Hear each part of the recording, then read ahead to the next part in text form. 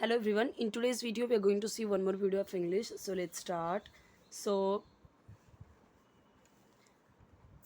let's start. Starting position means prarambhik sthiti. Already, I have done many videos. I think 3 to 4 videos I have made this kind of video. Okay. Starting यानी प्रारंभिक या शुरुआती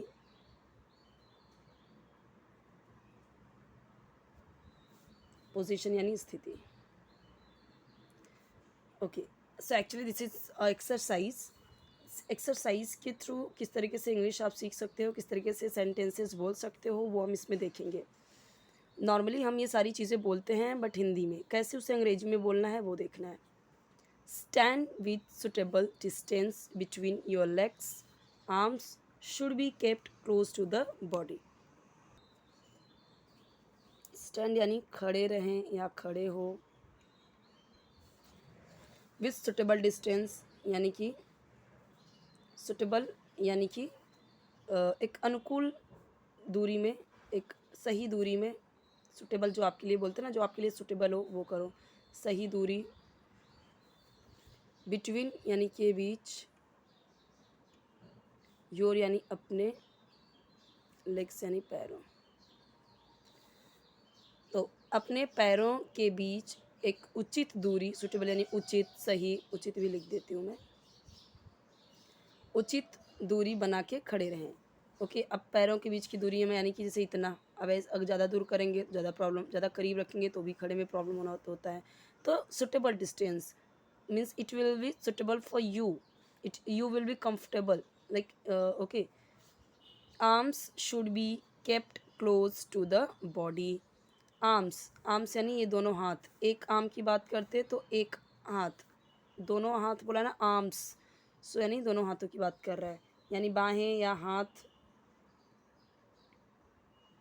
should भी होना चाहिए.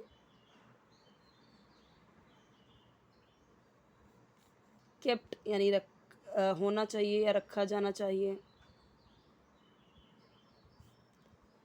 Close यानी करीब या पास. टू द बॉडी शरीर के पास. टू द बॉडी यानी कि आर्म्स कहाँ होना चाहिए, बॉडी के क्लोज होना चाहिए. यानी कि आर्म्स बॉडी के क्लोज रखा जाना चाहिए. ओके. इस तरह से मीनिंग बन रहा है हिंदी में. हिंदी में आप अलग अलग तरीके से बोल सकते हैं, लेकिन इंग्लिश में जब आप बोल रहे हैं तो arm should be kept close to the body. Arms should be close to the body ये भी चलेगा. Arms should be close to the body. Kept नहीं भी बोलेंगे तो भी चलेगा. Both arms should be raised to the sides at the shoulder level. Both arms यानी दोनों हाथ. शुड बी होना चाहिए, यानी शुड बी रेज्ड ऊपर होना चाहिए. रेज्ड यानी ऊपर उठना. टू द साइड्स बगल से. एट द शोल्डर लेवल कहाँ तक, शोल्डर लेवल तक. शोल्डर के लेवल तक. अब लेवल को हिंदी में क्या बोलेंगे,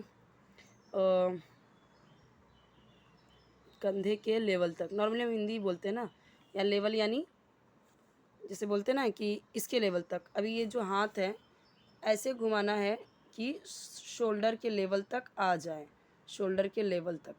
ओके. शोल्डर के लेवल तक आ जाए. लेवल यानी उसकी बराबरी तक, समझ सकते हैं. तो शोल्डर के लेवल नॉर्मली इंग्लिश में बोलते हैं ना, अभी लेवल हम कहाँ हिंदी में बोलते हैं. तो जितना ज़्यादा हो सके वर्ड्स को इंग्लिश में ही समझने की कोशिश करें, इंग्लिश में ही बोलने की कोशिश करें. Okay. Try to speak in English if you know the meaning of that word. So no need to say again and again in Hindi. So no need to translate whole sentences in Hindi again and again. Okay. Just try to understand in English only. The palms, you know palms, this is palms. I know palm का मतलब होता है हथेली. Palm का मतलब होता है हथेली. लेकिन जब आपको बता दिया मैंने कि ये इसको बोलते हैं हथेली, पाम, तो बस वैसे ही समझ जाइए कि अच्छा ये पाम है. बच्चों को भी हम ऐसे ही समझाते हैं. This is finger, this is thumb, this is palm. अब ये नहीं बोलते पाम. पाम यानी हथेली. फिंगर, फिंगर यानी उंगली. उनको ऐसे नहीं रट्टा मरवाते इंग्लिश मीडियम के बच्चों को।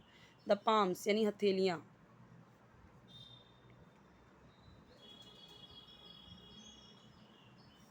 शुड फेस यानी शुड यानी चाहिए, फेस यानी ग्राउंड की तरफ फेस होना चाहिए, यानी पाम क्या होनी चाहिए, पाम ग्राउंड की तरफ, ज़मीन की तरफ फेस करना चाहिए। तो फेस यानी यहाँ पे होना चाहिए, ग्राउंड यानी ज़मीन, तो पाम ग्राउंड की तरफ होना चाहिए। Rotate both the arms, rotate यानी घुमाओ, बोथ यानी दोनों, आर्म्स यानी भुजाएं, हाथ, बाहें। फर्स्ट पहले, फर्स्ट यानी पहले, क्लॉकवाइज, क्लॉकवाइज क्या होता है, अभी हिंदी में उसे क्या बोलेंगे, जैसे भी मान लो ये घड़ी है तो 1 2 3 4 5, तो ये तो ऐसे घुमाना, मतलब इधर घड़ी है क्लॉकवाइज। अब इधर से क्या होता है, इधर 12 है ना, 12 है, फिर 12 से 11 10 9 उल्टा है, तो ये anti clockwise.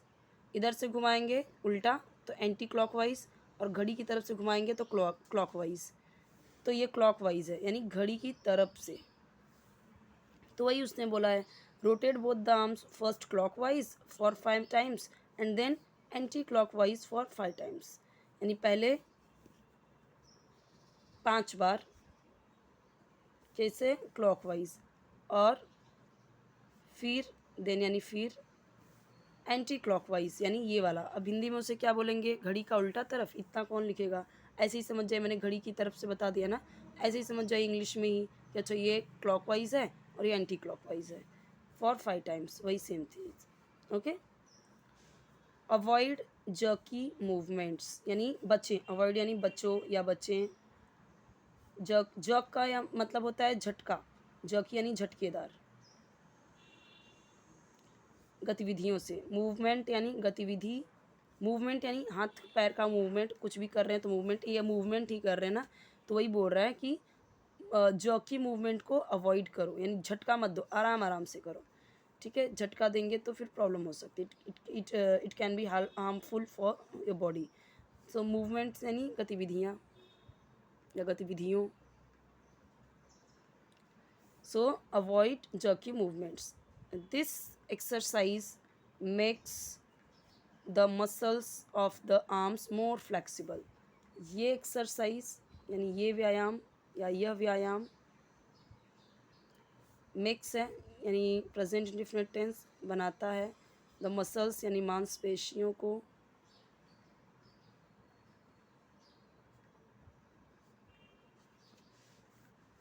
More flexible, arms यानी हाथ या हाथों, मोर यानी ज़्यादा, फ्लेक्सिबल यानी लचीला।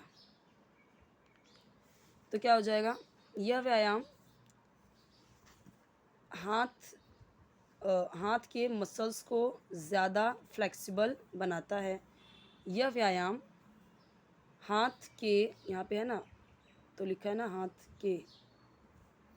हाथ के मसल्स को ज़्यादा फ्लेक्सिबल बनाता है। So this exercise makes the muscles of the arms more flexible. English में आप किस तरह से बोलोगे, हिंदी इंग्लिश में मिक्स, तो ये एक्सरसाइज आर्म्स के मसल्स को ज़्यादा फ्लेक्सिबल बनाता है। तो आर्म्स फ्लेक्सिबल, मसल्स, एक्सरसाइज हमने हिंदी में इंग्लिश में ही बोल दिए। इस तरीके से आप ट्राई कर सकते हो अपने लैंग्वेज में, इस तरीके से इंग्लिश के वर्ड्स को इंक्लूड करिए।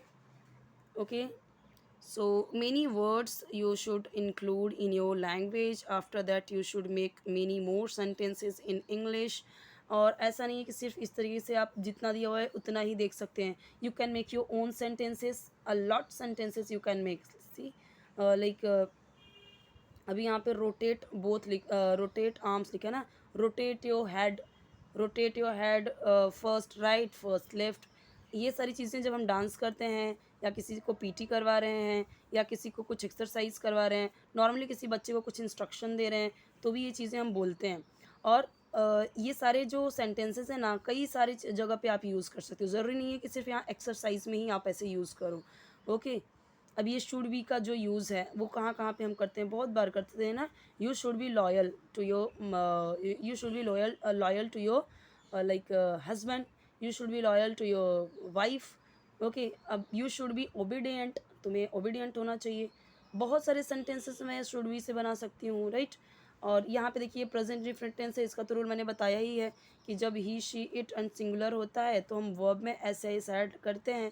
जब होता है आपका आई वी यू दे यानी सब्जेक्ट की जगह पे, तो हम वर्ब में ऐसे सेट नहीं करते, वो सेंटेंस यहाँ पे यूज़ हुआ है। ओके, उस वो टेंस यूज़ हुआ है। सो इस तरीके की बहुत सारी वीडियोस अपलोडेड हैं, you can check playlist, there are 3 playlist. Okay, so just check once, जो आपको हेल्पफुल लगे, यूज़फुल लगे, वो आप देखिए।